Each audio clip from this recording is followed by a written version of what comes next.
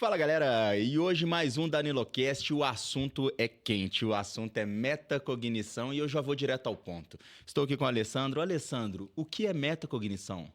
Olha, Danilo, existem várias formas de definir a metacognição, mas uma das mais práticas, mais simples, é basicamente entender a metacognição como uma capacidade de entender como é que você pensa, como é que você age, como é que você toma decisões.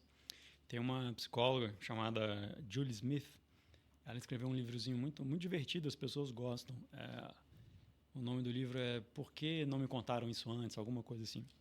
Em que ela gosta de dizer que a metacognição é a capacidade de você dar um ou dois passos atrás e observar a si mesmo, observar seus pensamentos, observar os processos nos quais você está envolvido com uma certa distância, com uma certa capacidade de compreensão, de análise e tal. Não é um conceito complicado, não é um conceito difícil, mas é um conceito que uma vez que você incorpora e aprende a usar, ele tem efeitos muito positivos. Perfeito. E hoje em dia eu vejo muito isso, né, Alessandro? Eu falo que a vida boa é feita de boas decisões e que, na verdade, tomar uma má decisão é muito mais fácil do que uma boa decisão. A gente sempre busca, né, aquela famosa estabilidade, um ambiente onde tudo acontece, mas estabilidade não existe uma vez que a gente tem que colocar energia para as coisas poderem ser mantidas. E pensando um pouquinho, Alessandro, nessa questão, sempre puxa um pouquinho para essa parte de orientação, qual que é a relação da metacognição com o aprendizado? Olha, a metacognição ela tem uma relação enorme com o aprendizado, porque ela é em si mesma uma forma de aprendizado. Então, por exemplo, um estudante que entende como que o aprendizado funciona, ele estuda melhor, ele organiza melhor a forma como ele vai estudar, como ele vai revisar, como ele vai organizar o tempo dele de estudo e tal. E um estudante que entende como o aprendizado funciona e como ele funciona, os horários que ele funciona melhor, o tanto que ele precisa dormir, a alimentação, o impacto que isso tem sobre ele, etc., ele funciona melhor ainda. E isso vale para diversas esferas da vida. Então, por exemplo, um sujeito que sabe como decide, ele decide melhor. Um empresário que conhece o processo, que sabe gerenciar o próprio estresse, que sabe entender como é que o pensamento dele funciona, quando ele está ficando preocupado, que sabe diferenciar o que é medo puro, vago, do que é uma preocupação genuína, esse sujeito, normalmente, ele se sai melhor e assim por diante. Então,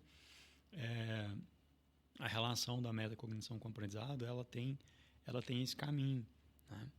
Perfeito. E uma coisa, Alessandro, você falou muito sobre essa questão de entender e ultimamente eu tenho estudado bastante um conceito que é entender o processo externo, foi onde eu tive bastante foco, que a gente conversa bastante sobre essa questão do ambiente, né? Mas também eu comecei a estudar um pouquinho sobre entender o processo interno. Porque à medida que você quer aprender alguma coisa e você quer colocar isso em prática, você se coloca num ponto onde você está ali como um aprendiz. Um aprendiz e sabendo que mesmo que se você tenha muito conhecimento sobre um assunto, se você passar o próximo 1 ano estudando bastante, aquela pessoa de 1 ano atrás, ela não tinha tanto conhecimento assim. E o conhecimento, assim como a gente sabe, ele converge sempre para um ponto e ele engrandece a gente. E aí eu posso hoje em dia dividir essa metacognição, por exemplo, nessa relação em entender primeiro o processo, mas também entender quem sou eu perante esse processo? Sim, é basicamente isso mesmo. A verdade é que a maioria das pessoas, elas reagem e elas têm reações, pensamentos, ações que são automáticas. Elas fazem isso de forma bastante automática. Não existe uma reflexão, um momento de espera, de avaliação, ou seja, eu estou sentindo o desejo de fazer alguma coisa, estou sentindo o desejo de tomar alguma decisão, estou sentindo um impulso. E muitas vezes as pessoas confundem esses impulsos com um comando, elas confundem esses impulsos com uma coisa que deve ser seguida, elas confundem esses impulsos, esses desejos, como algo que é legítimo e que muitas vezes não é, certo? Você pode ter um impulso, um desejo de fazer alguma coisa que é fruto de uma coisa ruim, de um medo, de um crave, né? de uma que nós chamamos aí, as pessoas que estudam a área de vícios, por exemplo, chamam de fissura, mas a fissura ela se manifesta em várias coisas. Hoje, com a presença do eletrônico, das mídias sociais e tal, ela se manifesta em mais coisas ainda. Alimento processado, álcool, café, etc. Mas o caminho é esse, é por aí. né? Essa questão, né, Alessandra, a gente tem que tomar muito cuidado com os impulsos. Uma vez eu estava pensando, hoje em dia eu faço muito isso na minha vida. Antes de eu tomar uma decisão, eu resolvi que eu vou dar tempo ao tempo. A urgência, ela é sempre do próximo, e a urgência do meu corpo, quando ele precisa ser urgente, é ele querendo me induzir a algo fisiológico que não me faz bem no longo prazo. Então, desacelerando um pouquinho a vida, hoje eu sinto, e uma frase até mesmo que eu ouvi sua de um podcast, é que o sentimento negativo não deve ditar regras na nossa vida. E eu comecei a perceber que os sentimentos negativos, né, muitas vezes a gente está triste por uma situação e às vezes acontece um problema, ele começa a ditar algumas regras, e compreender isso me fez muito bem, me fez, na verdade, ser mais dono das minhas atitudes. Eu percebi que depois que eu comecei a pensar dessa maneira, eu vi o tanto que é fácil errar. Sim. É muito mais fácil eu tomar uma decisão errada do que uma certa. É impressionante como eu vejo que o caminho que a vida vai nos levando, se a gente não se colocar no momento presente perante até mesmo algumas regras, porque a gente toma decisões perante momentos de incerteza. Ou melhor, o ambiente ele é incerto. Eu comecei a pensar o porquê que uma má decisão ela sempre vai ocorrer em maior proporção do que uma boa decisão sem energia. É porque o ambiente é todo incerto. E nós temos que criar ali algumas ferramentas para a gente poder, perante a incerteza do mundo, a gente conseguir tomar essas decisões que vão corroborar com o que a gente deseja. Hoje em dia, dessa questão eu falo, qual que é o custo que tem uma boa decisão? Lembrando que se a gente conhece o processo, se a gente entende um pouquinho, entrando a fundo, de compreender como que você conseguirá, através de regras, por exemplo, tirar o custo da decisão, isso ajuda bastante. Em dieta mesmo, eu falo com as meninas, crie regras. Crie regras para você poder não ter que decidir o tempo todo. E isso entra um pouquinho também nessa questão desse conceito. Sem dúvida. Você tocou num ponto muito importante aí, que é essa questão do tempo, né? De você poder conseguir desacelerar e esperar um pouco, ao invés de imediatamente seguir o instinto, o desejo e tal. O cérebro ele é preguiçoso, né? Ele é bastante preguiçoso. Então, ele busca o alívio de forma muito rápida. Então, por exemplo, quando você tem uma ansiedade muito grande, quando você fica ansioso, ele vai buscar um caminho rápido. Ele vai, por exemplo, fazer com que você coma. Ele vai te dar um comando para que você coma. Ele é tão imediatista que ele não está preocupado com os efeitos secundários, de segunda ordem ou de longo prazo disso. O objetivo dele é imediatamente eliminar aquela ansiedade, aquele peso que o sistema nervoso está tendo que gerenciar. Então, a resposta para isso é exatamente o seguinte. Existem muitas abordagens novas nessa área que dizem o seguinte, olha, ao invés de você eliminar os gatilhos, mudar o seu ambiente, etc., todas essas coisas são importantes, mas, por exemplo, é muito importante também que você aprenda a pausar, a desacelerar. Por quê? Porque esse crave, né, esse desejo forte, essa fissura, ele é basicamente um pico de dopamina, uma onda de dopamina que dura mais ou menos 90 segundos. Isso já foi muito bem mapeado com estudos de imagem cerebral e tal. Então, o pico do desejo, o pico da vontade, seja para beber álcool, para ver pornografia, para tomar café, para comer açúcar, para tomar sorvete, ele dura mais ou menos 90 segundos. O pico. Então, se você consegue segurar, se você consegue desacelerar, você consegue começar a sinalizar para o seu cérebro novamente que aquele tipo de solução não é a solução que você vai implementar. E aí acontece uma coisa muito interessante, que alguns especialistas dizem o seguinte, olha, a melhor coisa que você pode fazer é o seguinte, você surfa a fissura, literalmente. O que é surfar a fissura? Você entende, por isso que a metacognição, olha, você entende o processo. Você vai ter um pico de dopamina, uma onda de dopamina, o pico dela dura mais ou menos 90 segundos, então você literalmente surfa essa onda, você vivencia essa onda, mas você não obedece. Por quê? Porque você desvendou o mecanismo. Você entendeu que aquilo ali é uma tentativa do seu cérebro de aliviar a tensão através da alimentação. Poderia ser através do álcool, poderia ser através de outra coisa. Mas quando a gente fala de metacognição e da importância dela, é de coisas assim. Você entende, você reflete sobre os processos que te dirigem, que te organizam. Perfeito. Eu tenho uma história, Alessandro, que é engraçado, que essa questão desses 90 segundos eu já li sobre, e comigo não funciona. Por quê? Porque eu falei assim, então se é 90 segundos eu vou cronometrar. E eu tenho um cronômetro, né? A gente tem um cronômetro. Aí teve uma vez, Alessandro, que assim, eu falo que o nosso subconsciente, ele é fantástico, né? Então, às vezes eu vou explicar para as minhas alunas o que é os poderes do subconsciente, e aconteceu uma coisa comigo que é maravilhosa para poder explicar isso. Quando eu estou em dieta em déficit, querendo ou não, a gente trabalha sempre com um déficit controlado para que o corpo ele induza a gente a tomar uma decisão para poder comer. Porém, aquela indução ela é pequena, ela é leve, então a gente vai suportando ela e vai colecionando o resultado. Eu brinco que a gente, em dieta, que a gente vive abaixo do radar do corpo. Sim. O corpo ele é muito bom para identificar mudanças bruscas ou então longo prazo. Ele vai identificar a gente no longo prazo, mas até lá a gente já perdeu muita gordura. E aí, Alessandra, tem uma coisa que é fantástica, que quando eu estou em déficit, assim, já baixando bem meu percentual de gordura, beleza, meu corpo eu vou controlando tudo. E aí, uma situação comum, né? Eu em casa, trabalhando, a Nancy também em casa, trabalhando, e a Nancy sai de casa, Alessandro. É a Nancy colocar o pé para fora de casa, que meu corpo, ele sabe que a Nancy saiu. E aí, a minha vontade de comer doce, ela vai de 0 a 1000, né? De 0 a 100, não. E aí, de repente, tô eu abrindo Não tem accountability. Não, eu abrindo e fechando a geladeira, aí eu lembrei, eu falei assim, 90 segundos. Aí eu peguei o cronômetro e falei, não, Dani, 90 segundos, Alessandro. É 90 segundos, é 180, é 270, é 360, todos os segundos possíveis. Só até lá eu já abri e fechei a geladeira umas 15 vezes. Eu tive que sair da minha casa. Nesse dia, eu já comentei, esse exemplo é muito clássico, que eu falava assim, gente, o meu corpo, ele sabe que a Nancy não tá aqui, eu não vou ter um descontrole na frente dela, isso é uma coisa muito interessante, porque você sabe que nenhuma mulher, por exemplo, tem descontrole na frente do marido. Então, o corpo, no subconsciente, ele sabe que naquele momento ele não vai ter a fragilidade que ele precisa para poder te dar a indução para que você o quê? Faça o que ele deseja que você faça, que é justamente ir lá e comer. Quando a Nancy está lá, meu corpo não tem. Quando a Nancy vai embora, 90 segundos pode colocar. A única forma que eu consegui de vencer isso, sabe o que foi? Saindo da minha casa. E eu não esqueço a Nancy. Pô, Danilo, você falou que não ia sair e tudo mais. Eu falei assim, eu tive que sair, porque foi você que colocou o pé para fora de casa, que eu abri e fechei a geladeira umas 20 vezes. E se eu continuasse lá, eu ia comer tudo que eu visse pela frente. É interessante.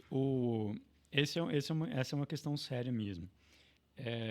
Existem alguns estudos, por exemplo, que com usuários de drogas, principalmente com usuários de drogas parecidas com o crack, em que, às vezes, o paciente ele tem o que em inglês eles chamam de craving, né? Mas aqui a palavra mais próxima é a fissura. Ele tem esses ataques, esses desejos muito profundos, assim, várias vezes ao dia, várias vezes. E aí ele precisa de ajuda mesmo. Às vezes ele precisa de ser afastado, ele precisa de ficar numa clínica, ele precisa de ter alguém perto dele o tempo todo e tal. O interessante é que a mudança de comportamento, ela não é um passeio no parque, ela realmente é muito difícil.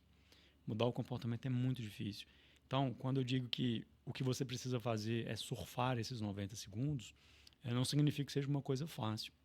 Mas quando você tem essa ideia muito clara de que o pico desse desejo ele tem 90 segundos, em média, né, de maneira geral, você consegue se planejar melhor. Então, por exemplo, você consegue se autorregular melhor. No seu caso, por exemplo, você mudou o ambiente, né? Você saiu, é uma estratégia. Mas é uma luta, de fato. Não é... Surfar a fissura é uma boa estratégia, mas ela não significa que ela seja uma estratégia fácil.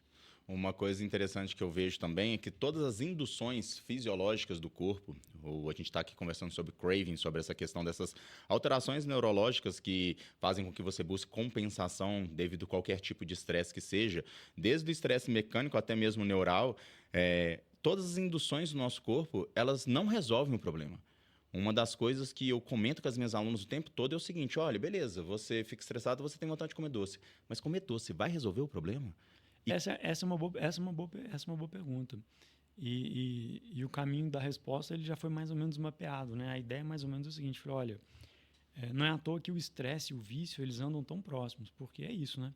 Você tem a pressão, o cérebro é preguiçoso, ele busca o alívio. O caminho ele foi mais ou menos mapeado e ele vai mais ou menos na seguinte direção. A ideia é, se você não tiver alguma coisa positiva, alguma coisa saudável, alguma coisa construtiva para preencher o vácuo, muito provavelmente você vai pro vício. Perdão, você vai sucumbir.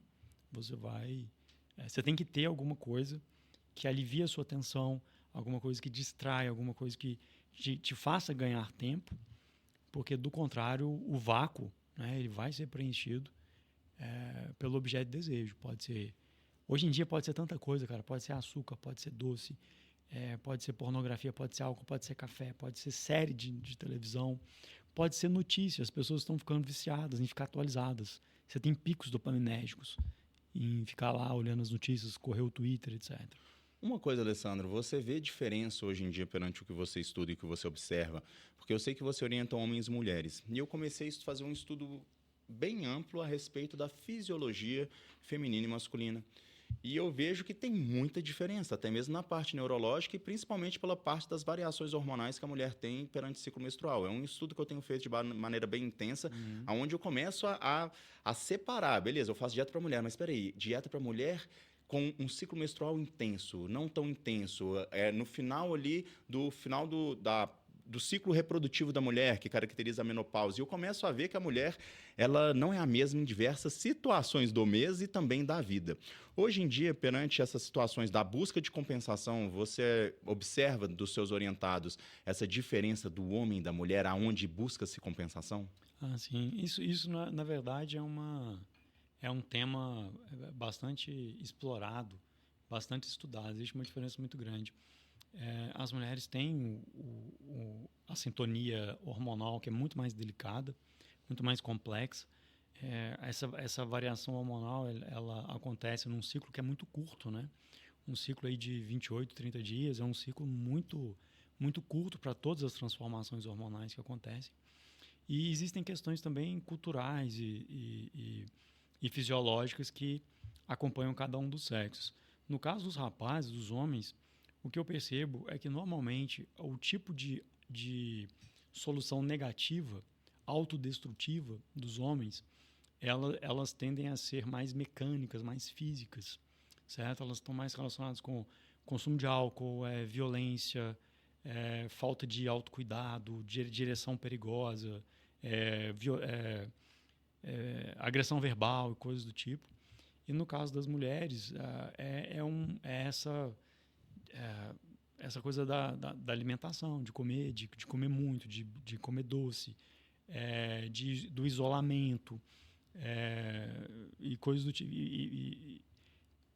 Muitas vezes dificuldade de expressão ou supressão de emoção é muito comum também. Então existe toda uma carga muito, muito, muito, muito pesada para ambos os sexos. Mas o que é mais importante, eu acho, é que os eventos da vida, eles caem com um peso diferente entre homens e mulheres. Então, é muito importante você tentar entender um pouco quais são as trajetórias de vida de cada um, porque essas trajetórias de vida, elas trazem marcas muito diferentes.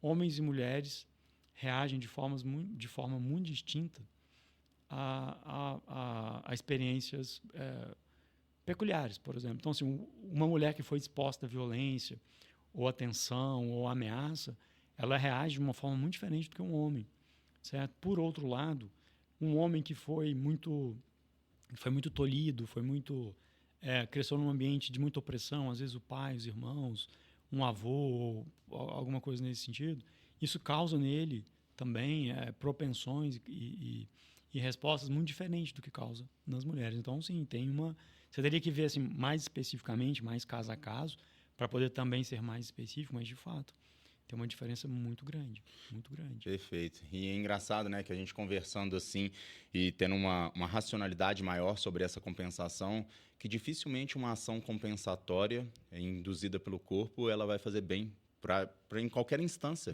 da sua vida. E que entender, então, do processo e se colocar numa situação onde, sim, o que você sente tem ter que ser levado em consideração, não só o que você sente também, quem é a pessoa que está sentindo naquele momento, uma vez que a gente muda. Se eu acordo feliz e acontece alguma coisa, eu gosto do seguinte exemplo: eu tenho um problema, o problema não muda. Eu acordei feliz, eu tenho que resolver esse problema, eu tenho que resolver ele com a minha máxima capacidade cognitiva. E o dia que eu acordei triste? Eu também tenho que usar a minha máxima capacidade cognitiva e, num mundo ideal, sabendo que a resolução do problema é feita de boas decisões e que eu tenho o conhecimento prévio para poder tomar essa decisão, algo que me ajuda demais antes de tomar a decisão é pensar: eu estou feliz ou estou triste? Eu estou com energia ou não estou com energia? Eu entendo o meu estado emocional para eu poder compreender que se o estado emocional for negativo, eu tenho que ter uma indução diferente, porque senão a minha decisão... Se você tiver dormido mal, por exemplo. Que é justamente essa questão fisiológica.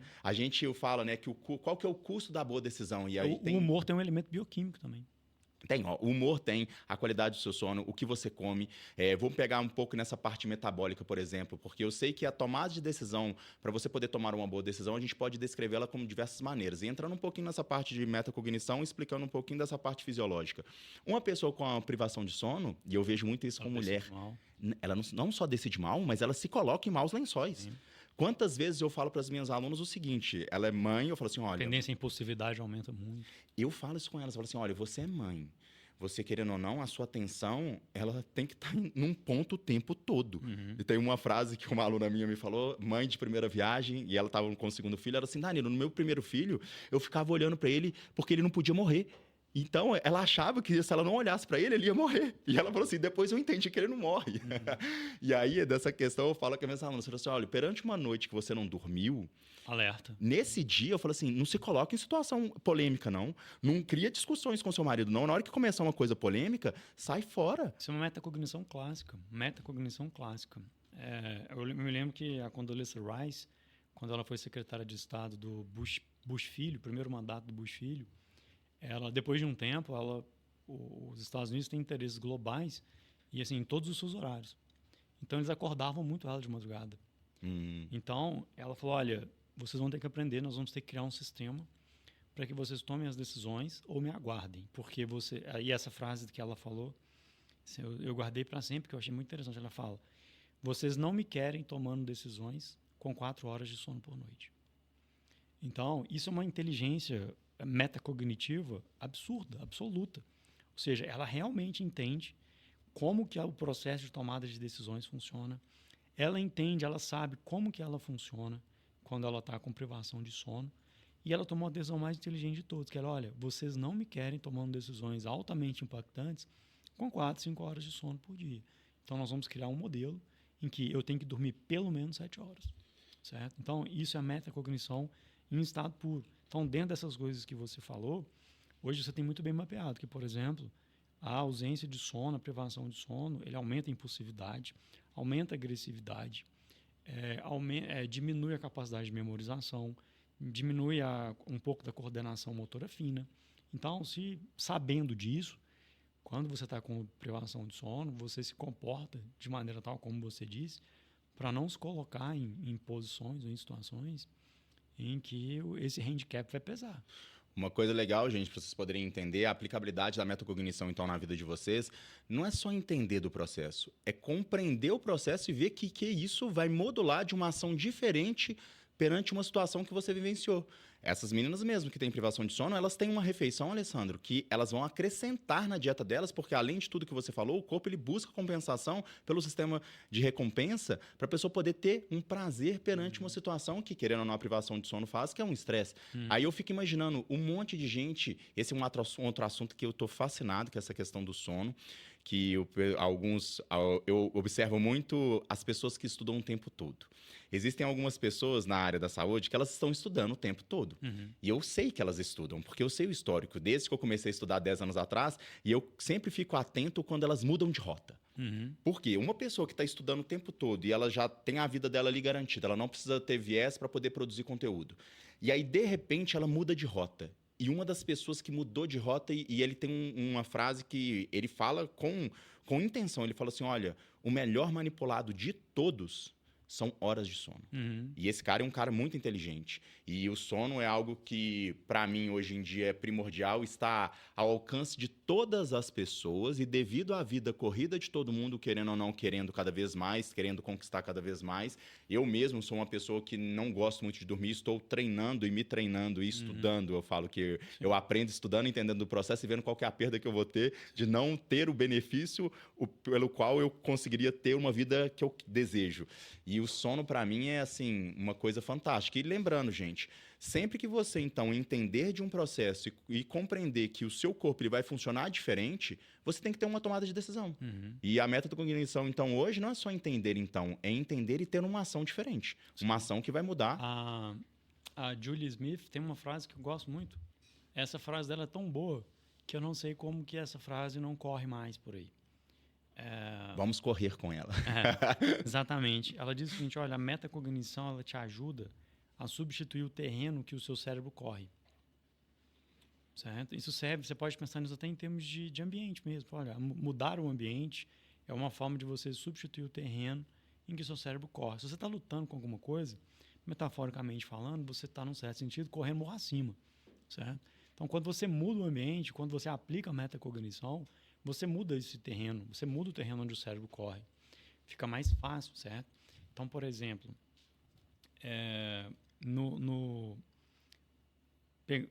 continuando essa ideia que você mencionou agora há pouco, quando se você tem a clareza, por exemplo, se você tem a clareza de que num processo de mudança,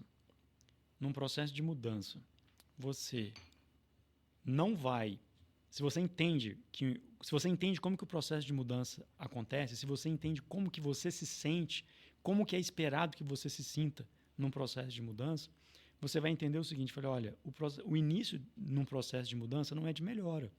O início de um processo de mudança não é de melhora. Os primeiros 20, 30 dias não é de melhora, é de ruptura. Você não vai se sentir melhor. Então, é um período de desestabilização. Se você entende que é assim, você não vai interpretar esse sentimento de barreira que você vai encontrar, esse atrito que você vai encontrar, como fracasso. Você não vai interpretar isso como fracasso.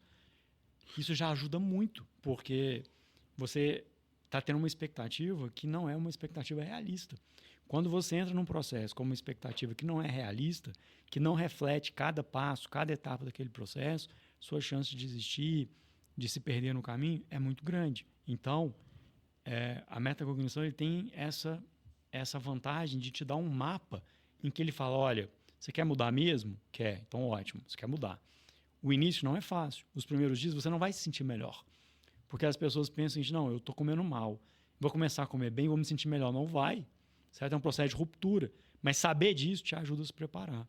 Por exemplo, vou te dar assim, buscando aqui um exemplo pessoal de hoje. Assim, eu dormi muito mal essa noite. Muito mal. Tava na gandaia, né, Alessandro? Não. O meu filho teve um problema alérgico e tal, o nariz entupiu, ele ficou sofrendo, não conseguia dormir e tal. Aí eu sabia que eu não devia ter falado isso. Eu sabia que ia vir uma coisa que era grave. Mas aí, assim, enfim, dormi mal. E aí, eu sabia que ia vir aqui hoje, mas eu sei de algumas coisas também. Então, por exemplo, eu sabia que eu não podia beber muito café, porque é uma tendência natural de tentar buscar o café. E aí isso teria um efeito negativo, ia ter um efeito rebote e tal. Então, eu tomei café só de manhã e não tomei mais café. Deixei para tomar o café aqui, quando eu chegasse, porque eu me beneficiaria do primeiro spike do café, certo? Eu tentei me organizar para, depois do almoço, eu cochilei um pouco para eu conseguir recuperar. E eu sei que hoje a minha capacidade de articulação, de falar, está comprometida. E tá mesmo, a memória ela é mais lenta e tal. Porque não foi só essa noite, foi a noite passada também. Então tem um efeito acumulado.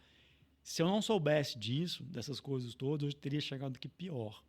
Eu me esforcei, eu me hidratei mais, eu ingeri mais proteína hoje, que me ajuda a estabilizar mais, ficar mais estável, mais grounded, né? Eu evitei o café, que era quase que um caminho natural, porque o impulso, né, de usar o café, e eu descansei um pouco depois do almoço. Então isso me ajudou. Tem uma coisa legal, Alessandro, que eu falo com as meninas, a gente tem eu escrevo sempre quando eu tenho um conhecimento, eu estou a todo momento estudando alguma coisa na parte técnica, eu resolvendo algum problema no mundo real, isso me dá alguns insights e eu sempre, né, incentivado por você, estou lendo sempre uma literatura. E, inclusive, te agradecer imensamente por isso, porque é um conhecimento que eu tento passar sempre para as minhas alunas, de que não se pode perder um dia sem ter pelo menos 5 páginas lidas. É isso aí. Porque até o final da vida, com 5 páginas lidas, com certeza você leu toda a literatura que importa. O efeito acumulado é absurdo. E que o conhecimento que vale a pena, ele não está em rede social, ele está escrito, já foi escrito por pessoas fantásticas. E um dos pontos, Alessandro, que você comentou, você se conhece hoje perante a adversidade que você viveu, porque em algum momento essa adversidade fez você tomar um atraso. Sim. E o que é muito interessante, eu falo que a gente tem a teoria. Eu falo assim, a primeira coisa que vocês vão acordar, vocês vão pensar, hoje é um dia bom ou um dia ruim? Porque, às vezes, a gente acorda com uma animação de 3 pessoas. A gente não cabe dentro da gente. A gente quer dar bom dia pro cachorro. A gente quer, se tivesse um sino, a gente acordar tocando o sino e saindo na loucura e tudo dá certo. Sim. E da mesma maneira que a gente acorda, às vezes a gente tá chateado com a própria sombra. A gente tá rabugento. E eu falo com as meninas, a primeira coisa que você vai fazer é entender o seu dia é um dia bom ou um dia ruim. Porque o dia que você viveu, o dia ruim, igual você vive o dia bom, você pode ter certeza que as piores decisões são tomadas. Sim. E é justamente o que você descreveu. Entender, então, é justamente o processo, entender quem que você é, mas principalmente porque em alguma vez você não entendeu e você errou. Sim. As pessoas hoje, elas têm uma má relação com essa questão do erro, né? Então, hoje, para a gente poder colocar em prática os conceitos onde a metacognição muda a sua vida, a gente tem que atravessar o erro. Sim. Várias coisas interessantes nisso que você falou. A primeira delas, em relação ao erro, é que o erro normalmente, por exemplo, no meu caso hoje, usando o meu exemplo, né? Estou com 2 noites dormindo mal. O erro, ele tende a virar uma espiral. Ele tende a virar uma espiral. Então, é assim, eu bebo mais café, fico mais... passo o pico do café, aí dá vontade de tomar açúcar, de comer açúcar, e aí não bebe água, enfim, você tende a piorar a situação. Aí fica mais ansioso, porque sabe que vai ter que fazer alguma coisa que exige capacidade cognitiva, fica mais ansioso, bebe mais café, bebe mais... Enfim, é uma espiral. Então, a metacognição, ela te ajuda a evitar que um tropeço se transforme em colapso.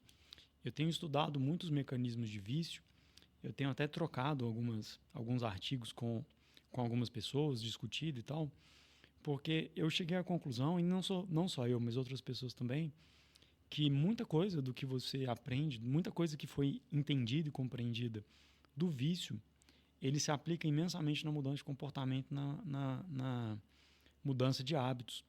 E isso é muito interessante porque se você começa a pensar na mudança de hábito usando os mesmos parâmetros da superação de vícios, você tem insights muito, muito, muito interessantes. Então, por exemplo,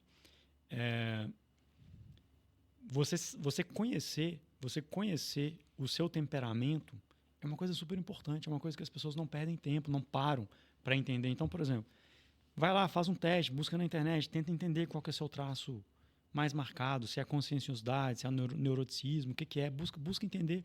Pesquisa sobre os Big Five, os 5 principais traços de comportamento e de traços de temperamento, tenta entender um pouco e tal.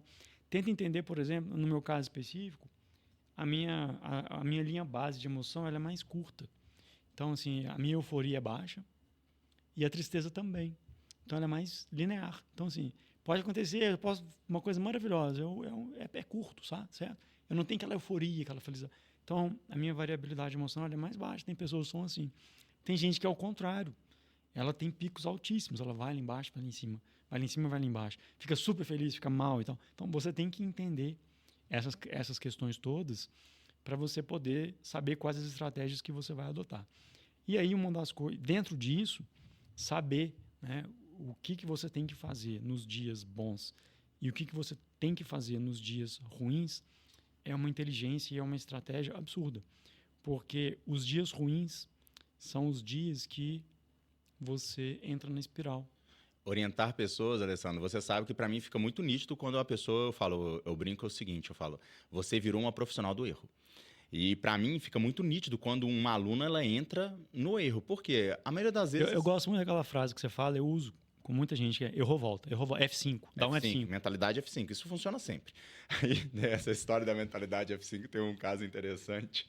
A gente foi para o Rio junto com alguns amigos, e quase todos os meus amigos são meus alunos, né? E o contrário às vezes também acontece.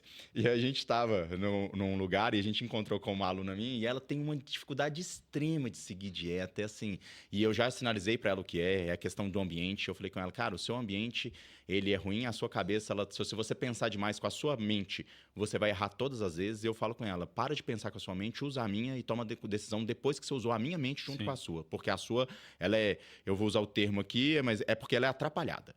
E aí, uma amiga minha, na hora que viu ela, falou com ela assim: ah, você que é a profissional do F5. De tanto que ela colocava no grupo a mentalidade F5. Porque muita gente também começa a usar isso de muleta. Eu já comecei a perceber, sabendo que existe a mentalidade F5, errou, volta, então eu vou errar e vou voltar todas as vezes. E que o excesso, né, quando a gente tem uma estratégia que ela era para gerar pra gente uma consciência, as pessoas usam essa estratégia para poder continuar errando. Exato. E essa questão, né, do espiral do erro, Alessandro, isso é muito fantástico. Eu vejo comigo, e entrando um pouquinho nessa questão de temperamento, até vou falar do temperamento antes. Eu aprendi muito a ter muito mais calma com a Nancy. A vida inteira, a minha própria vida, ela sempre me deixou sempre num estado de alerta. Eu sempre gostei de lutar, eu sempre gostei de polêmica. Então, a minha vida foi muito intensa. E muitas vezes, você intenso, eu atravessava o normal pro É um modo... sistema nervoso ativado. Isso, pro modo até mesmo mais agressivo, de uma forma muito recorrente. Cortisol elevado. Exato. E no passado, ser agressivo para mim solucionou alguns problemas e eu repeti esse padrão. Você adotou a estratégia. Exato. Se a gente coloca e repete padrão. Por isso que a gente tem que atualizar, né? Atualizar. Qual que é a maneira mais sofisticada que você tem hoje para poder solucionar esse problema. Sim. E aí, essa questão de temperamento, eu não esqueço. Quando eu comecei a me relacionar com a Nancy é calma. Eu alterava um pouquinho a minha voz, Alessandra. A Nancy abaixava a voz dela e falava assim, fala baixo. E aí eu ia falar, Alessandra, ela fala baixo. Aí sabe o que eu fazia? Tinha hora, a gente conversando, eu ficava calado, eu colocava a mão na minha boca, eu falei assim, da minha boca só vai sair uma grosseria, eu não consigo falar. E eu não conseguia falar mais nada. E eu decidi, isso aconteceu comigo porque todas as vezes que eu abria a boca nesse estado, gerava uma briga que depois eu me arrependia de ter falado alguma coisa. E palavra não tem mola. E aí, um dos métodos que eu utilizava é exatamente isso. Eu falava assim, gente, da minha boca, a partir de agora, só vai sair uma grosseria. Então, eu prefiro ficar calado. E funcionava. Sim, é um processo de metacognição. Você saber a hora de se retirar de cena, né? Uma das coisas, Alessandra, também pensando nessa questão, né? Como é importante a gente entender do processo e algo que me ajuda demais a organizar a vida das meninas depois que elas entendem do processo, é que eu vejo que só isso não basta. Elas entendem do processo, elas acham interessantes, elas falam, nossa, isso é muito legal, mas sem depois ter um planejamento, eu vejo que nada acontece. Ou seja, essa questão de você compreender do processo para você poder ver o que vai mudar na sua vida precisa de planejamento. Sim. Você tem que entender os mecanismos que guiam as suas escolhas. E aí, entender esses mecanismos que guiam as suas escolhas significa você entender a você mesmo, entender como que você pensa, como que você sente, quais são suas características, etc. E entender também o que é esperado dentro do processo que você vai começar. Uma vez que você entendeu tudo isso, você consegue ter muito mais chance de sucesso, porque a sua estratégia ela vai ser mais bem informada. O problema das estratégias, quando você vai enfrentar algum desafio, é o ponto cego. É o que você não sabe do que não sabe. É o que você não está esperando, o que você não imaginou e tal. Porque você não sabia, você não tinha informação. O Jordan Peterson fala uma frase muito boa. Ele fala que o desconhecido é o inimigo eterno do Homo sapiens. E é verdade. Então, para você ter uma estratégia, você precisa se conhecer e você precisa saber o que vai acontecer com você, ou pelo menos o que acontece com a pessoa média ao longo daquele processo. Uma vez que você tem isso, aí você pode desenhar uma boa estratégia. Porque, do contrário, a sua estratégia vai ser ruim. Imagina uma pessoa que está comendo mal há 20 anos e que decidiu comer bem, vai começar a comer de uma maneira mais saudável, etc. E aí, na cabeça dela, a expectativa dela é que ela vai começar a se sentir bem. Porque ela estava comendo muito mal, ela está se sentindo inchada, está se sentindo desanimada, com sono, sonolenta, com um certo fog mental e tal. E ela, não, vamos começar a me sentir bem. Se ela entra na dieta achando que vai ser assim, muito provavelmente a estratégia que ela imaginou não vai funcionar. Essa questão, né? Qual que é a expectativa que uma pessoa tem perante a mudança? Você comentou algo fantástico, que nenhuma mudança acontece de boa. Nossa, agora eu vou mudar de boa, até mesmo Muito porque rápido. é uma ruptura completa. No meu caso, por exemplo, toda mudança ela atravessa o prazer. Toda mudança ela atravessa o conforto. Toda mudança ela atravessa a economia de energia. Tem uma frase que eu escuto direto, que eu sempre corrijo as meninas, que o pessoal fala que o ser humano é uma máquina de poupar energia. Isso você sabe que está errado, né? Olha só como é que está errado, porque isso é uma má interpretação. O ser humano é uma máquina de buscar energia no meio. E depois que essa energia está com você, ele é uma máquina de gerenciar energia. Então, a todo momento, o ser humano... Por isso que você sente fome de forma o quê? De pulso. Se você não consegue ficar um dia sem sentir fome, Por quê? Porque sentindo fome te dá motivação para você poder andar. E você sabendo que você tem prazer ao comer, você é uma máquina de buscar energia o tempo todo. Agora, depois que essa energia está dentro de você, você gerencia ela. E dependendo, sabe como é que o corpo decide como gerenciar a energia? Perante o que você teve de histórico. Uma pessoa que come bem, que gasta energia, mas consome e sabe que o cenário é propício, ela gerencia a energia. Fica menos ansiosa, sim. Menos ansiosa, com mais energia ao longo do dia. Eu falo com todos os meus alunos, gente, vamos supor o que é um grande problema em relação às dietas que são excessivamente restritivas de uma vez, né? Não, isso dá O errado. corpo entra em pânico. Você comentou algo que a pessoa ela vai começar a dieta. Assim, tem uma coisa legal, porque todo mundo que me procura hoje em dia, cara, ele já foi em outros profissionais. Ele já tentou sozinho. Eu falo que ninguém me procura hoje de marinheiro de primeira viagem. As pessoas já chegam até mim, elas já tentaram muita coisa. Tanto que vários BOs que tem que resolver. E uma das coisas que eu falo para a pessoa é o seguinte, primeiro eu gero um conforto, Alessandra. Eu falo assim, olha, eu vou te alimentar. E dentro da sua alimentação você vai comer o que você gosta. Beleza, você vai ver o resultado no espelho? Você vai ver o resultado no espelho de forma gradual. Porque se eu acelero demais o resultado no espelho, eu crio um ambiente onde o esforço inicial vai ser muito grande e existe um tempo refratário até você entender, gosto da frase, o sucesso ele é pago antecipadamente, para você poder vencer e começar a ter o benefício. E comento com todas, o esforço seu no início é máximo. Toda mudança exige um esforço máximo e depois não é que tudo vai ficar natural, automático. Algumas coisas ficam mais automáticas, mas o natural não existe. Por quê? Tudo que você põe em intenção, toda decisão exige esforço. O pessoal fala, né? A disciplina, o esforço e a decisão. Como é que eles atravessam um com o outro? Na verdade, quando você toma uma decisão, existe um custo energético para sustentar a decisão. E esse custo energético, no início, ele é muito alto. Por quê? Porque ele tem que ter ação inibitória. A pessoa estava acostumada a viver de um jeito, ela negou o jeito que ela vivia anteriormente para poder tentar viver de uma maneira diferente, uma vez que ela confiou ali num processo, ela entendeu que aquela situação não vale mais a pena, ela foi inserida dentro de um processo e agora ela está vivendo o processo. Sim. Alguém já disse, até não me lembro quem, mas alguém já disse uma frase muito interessante, que esse desconforto, essa aflição que você sente quando você está passando por um processo de mudança é a plasticidade em ação, né? É a plasticidade em ação, é o cérebro se reconfigurando, se refazendo, buscando novas sinapses, buscando novos equilíbrios e tal. E você vê isso muito claramente, inclusive, quando você tenta implementar hábitos positivos. Muitas pessoas que começam a tentar ler todo dia um pouquinho, 30, 40, 50 minutos todo dia, elas relatam muito isso. A resistência, né? Uma resistência absurda. A hora que dá ali 10, 15 minutos de leitura, o cérebro, ele literalmente se rebela. Ele literalmente se rebela, ele não está acostumado. Ele não tem configuração, ele foi de uma maneira bem rústica, ele foi acostumado a operar de outra forma, não a operar parado, com 100% de concentração, fazendo uma coisa só por tanto tempo. Então as pessoas literalmente relatam um desconforto absurdo. E aí você insiste porque é a única forma que você tem de começar a reacostumar e a sinalizar que aquilo ali é um caminho sem volta. Você não precisa ser radical, você não precisa sentar e estudar 50 minutos de uma vez, mas você pode sentar, começa com 10, faz isso uma semana, passa para 15, passa para 20, passa para 30 e assim por diante. Mas insiste. E um caso também interessante, né? Isso aí que você falou, eu concordo plenamente.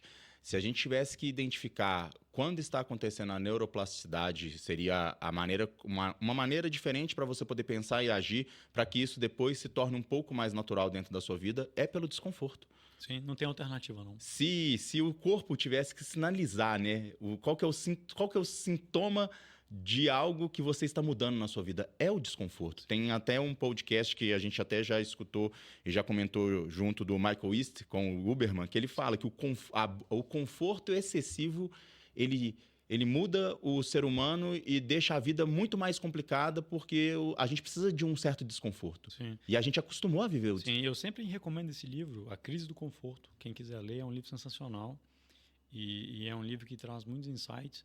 Tem uma coisa que é muito importante, por exemplo, nesse podcast com o Huberman. Eles falam a respeito disso, o Huberman mesmo já falou disso em outras oportunidades, que é o fato de que quando você começa o seu dia fazendo uma coisa desconfortável, o setup do seu dia é completamente diferente, o baseline dele é diferente. Então, e essa coisa desconfortável... Engula o sapo, né? Tem a teoria. Começa o dia engolindo o sapo. Sim, e as pessoas às vezes pensam que é uma coisa muito brutal e não é. Pode ser uma coisa simples, por exemplo. Pode ser rezar o terço. É uma coisa que exige algum esforço. É alguma coisa que exige você sentar, ficar concentrado e fazer. Pode ser ler 30 minutos, pode ser rezar o terço, pode ser fazer uma oração, pode ser meditar, pode ser uma atividade física, pode ser uma caminhada, pode ser uma atividade que você se propôs a fazer e que é útil, por exemplo. Pode ser limpar a sua cozinha, certo? Cuidar de tudo, varrer, passar pano, arrumar. Pode ser uma coisa assim. Mas tem que ser alguma coisa que é o contrário da atividade passiva. Tem que ser o contrário da atividade passiva, que é simplesmente ficar à toa, ou simplesmente ficar mexendo no celular, mexendo no computador, ou, enfim, alguma coisa ativa que você tem que fazer com algum grau de esforço. Todas as vezes que eu começo, ou qualquer pessoa, você começa o seu dia com uma atividade assim, o baseline do seu dia muda completamente. Você é outra pessoa. Eu começo os meus dias lendo. Para mim é extremamente importante. Então eu acordo, aí eu levanto rapidamente, vou ao banheiro, vou na cozinha, faço um chá, volto e eu leio. Eu começo o dia lendo e faz uma diferença enorme. Deixo pronto, eu deixo o livro em cima da mesa, na página que eu vou ler, o mínimo de fricção possível. Eu deixo o chá dentro da xícara, eu deixo o copo com a água, eu só tenho que ligar. Então, é o mínimo de fricção e faz uma diferença enorme, enorme. Uma coisa legal, Alessandro, que você comentou, né? Que você deixa o cenário pronto para que você entre em ato e pronto. Imediatamente. E você sabia que essa é uma das estratégias que as pessoas utilizam para poder tornar a próxima decisão sempre corroborando com o que você deseja. Ou seja, você deixa o tênis de corrida junto com a camisa e você cria um ritual para, antes de escovar os dentes, você troca de roupa. Porque na hora de escovar os dentes, que a preguiça vem, você já está de roupa trocada. Exato. E é justamente o que você faz. E iniciar o dia, eu falo, Alessandro, isso para mim hoje, eu sempre penso como eu vou iniciar meu dia. Uhum. E eu tento sempre não iniciar meu dia atravessando tela, mesmo sendo para trabalho. E uma das coisas que me ajuda é sempre na hora de dormir. Na hora de dormir, como eu falo, ele realiza ali muitas ações, tem algumas pendências que elas ficam. Porque a minha vida é sempre resolver pendências. Só que às vezes ficam algumas maiores que outras. E sempre quando eu vou dormir, eu anoto qual que são as 2 pendências que me vêm à cabeça, que eu falo assim, nossa, isso aqui exige minha atenção, e eu começo meu dia através delas. Uhum. Aí eu pego e coloco. Mas eu te falo, eu sinto dificuldade de começar meu dia com uma tarefa difícil. E às vezes eu não vou falar que eu sou malandro, mas às vezes eu vinculo para outra coisa. E de repente, na hora que eu vi, eu passei 2 horas fazendo essa outra coisa, sendo que a coisa difícil eu resolveria em meia hora. Sim. Olha como é que a cabeça é. Se você levar em conta essa questão do atrito, e o seu cérebro ele vai sempre gravitar em torno de uma solução de menor esforço. É por isso que o vício é tão predominante, né? O sujeito ele tem ali algum gatilho, uma angústia, uma ansiedade, alguma coisa, e aí a solução do cérebro é a mais fácil possível. Usa a droga, usa o álcool, alivia, né? Relaxa. Se você tem em mente, com muita clareza essa ideia, você pode organizar a sua vida de forma tal que... Hoje, é até um chavão hoje em dia falar isso, todo mundo fala isso e tal, mas eu acho que as pessoas não param o suficiente para pensar na extensão disso. O princípio disso é muito forte. O seu cérebro é preguiçoso. Ele vai organizar as coisas de maneira tal, ele vai gravitar em torno da solução de menor esforço. Então, você criar atritos entre você e aquele comportamento ou aquele hábito que é indesejado é uma estratégia que funciona.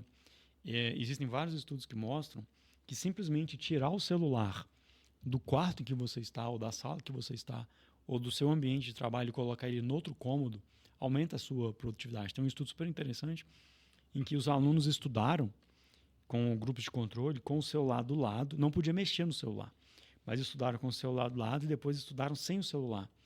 Os alunos que estudaram sem o celular tiveram em torno aí de 20, 25% de aprendizado a mais.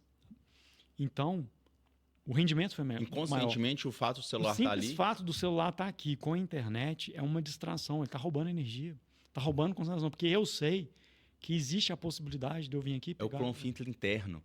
Eu li sobre isso, que ele fala que, na verdade, é o seguinte, a decisão ela não é sustentada talvez pelo ambiente, mas muito mais porque você colocou como disponível não sustentá-la.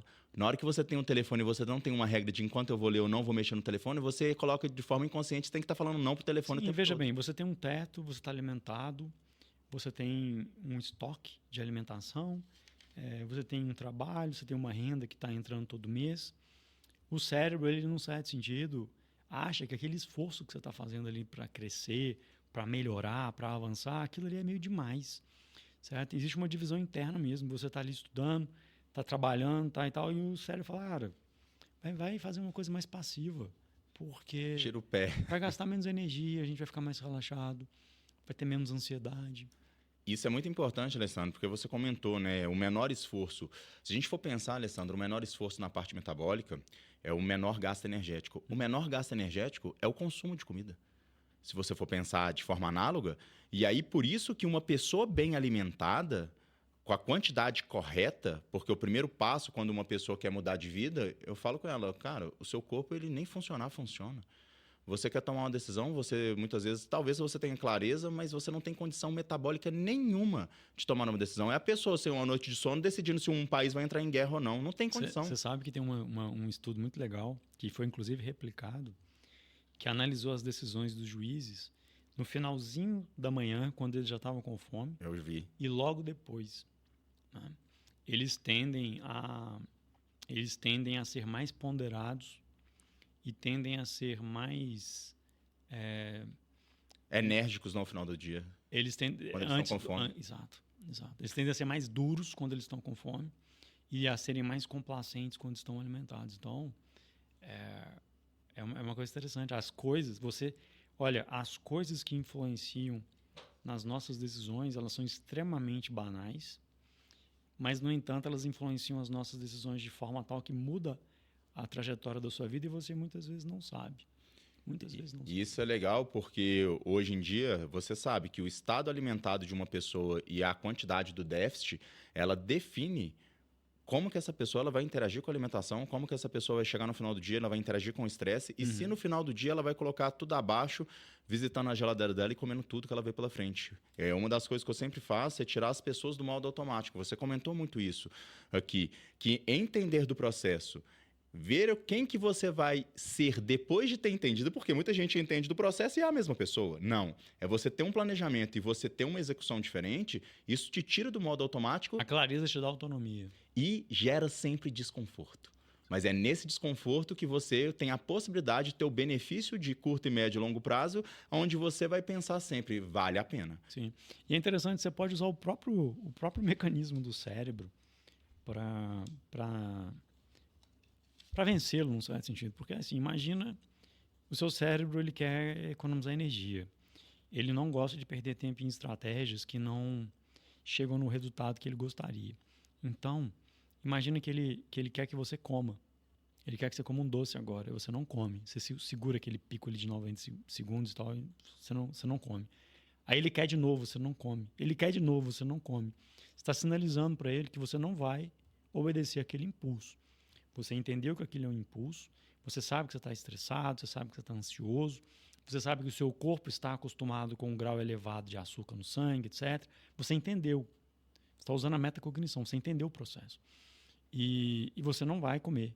Chega um momento em que ele se reconfigura de falar, não adianta. Não vai comer.